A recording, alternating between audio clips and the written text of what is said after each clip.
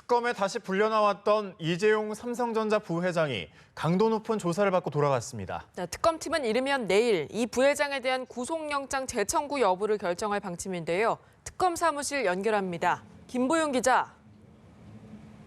네, 새벽 1시까지 조사를 받고 나온 이 부회장은 취재진의 질문에 아무런 대답을 하지 않고 어두운 표정으로 특검 사무실을 빠져나갔습니다.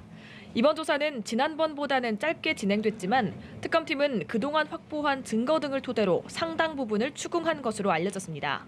400억 원대의 뇌물 공여뿐 아니라 새롭게 드러난 공정위 특혜 의혹과 말 중개상을 통한 최씨 모녀 우회 지원에 대해서도 캐물은 것으로 전해졌습니다.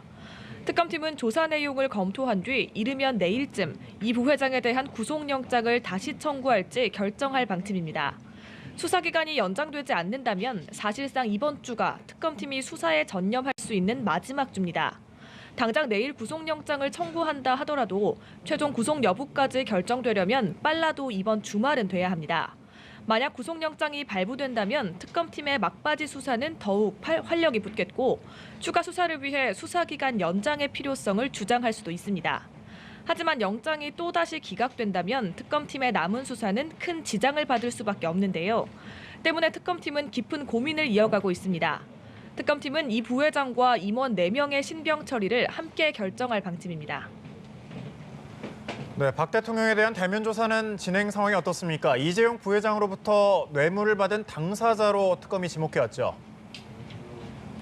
네, 그 부분은 여전히 걸림돌로 지적이 되고 있습니다. 이 부회장에 대한 구속영장 재청구 여부는 사실상 대통령 대면 조사와 맞물려 있을 수밖에 없습니다. 시간은 빠듯한데 대통령 조사는 일방적으로 진행할 수가 없다 보니 일단 이 부회장을 먼저 조사한 건데요. 만약 이 부회장에 대한 구속영장을 청구하고 법원에서 영장을 발부한다면 거꾸로 대통령의 혐의를 어느 정도 입증하는 셈이기 때문입니다. 그럼에도 특검팀 역시 이번 주 안에는 대통령 대면 조사가 이루어져야 한다는 데는 이견이 없습니다. 하지만 대통령 측이 거부할 공산이 크기 때문에 아예 조사 일정을 통보하는 등 조만간 어떤 방식으로든 대통령 측의 대면 조사를 강하게 요구할 거란 관측이 나옵니다. 지금까지 특검 사무실에서 연합뉴스TV 김보윤입니다.